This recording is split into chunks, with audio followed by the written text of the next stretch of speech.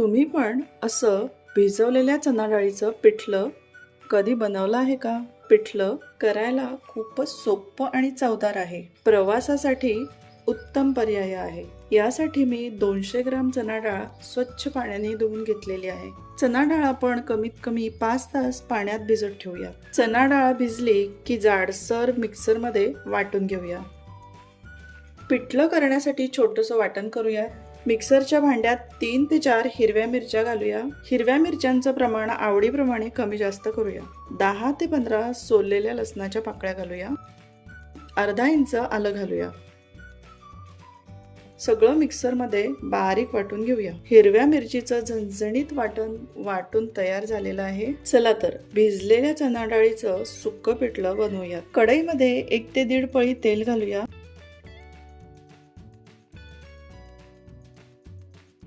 गॅसची फ्लेम मीडियमवर ठेवूया. तेल तापलं की यामध्ये पाव चमचा जिरं घालू. 7 ते 8 कढीपत्त्याची पानं घालूया. लसूण हिरव्या मिरचीचं जे वाटण आपण करून घेतलं आहे ते फोडणीमध्ये घालूया.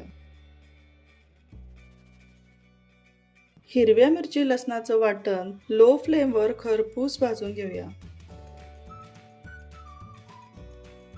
चवीनुसार मीठ घालूया. पाव चमचा हळद घालूया.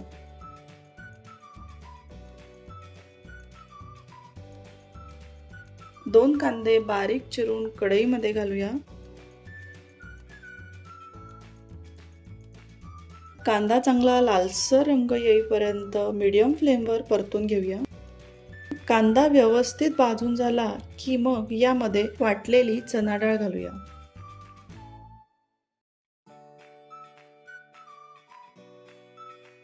आता गॅसची फ्लेम लोवर ठेवूया. सगळं व्यवस्थित मिक्स करूया.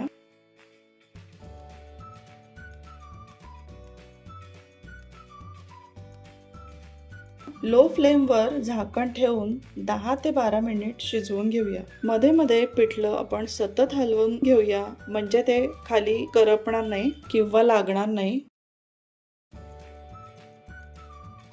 यामध्ये बारीक चिरलेली कोथिंबीर घालूया. भिजलेल्या चणा डाळीचं सुक्कं पिठलं प्रवासासाठी उत्तम आहे. करायला खूप सोपं आणि चवदार आहे. भाकरी आणि पोळीसोबत गरमागरम वरण भातासोबत खूपच छान लागते. आवडली ना रेसिपी? चला मग पटकन सबस्क्राईब करा. धन्यवाद.